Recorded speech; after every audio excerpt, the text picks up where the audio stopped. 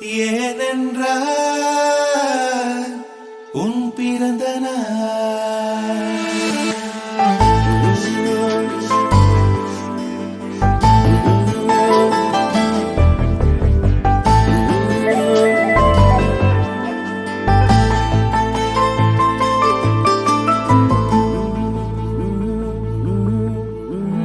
உலகப் பூக்களின் வாசம் உனக்கு சிறை பிடிப்பேன்.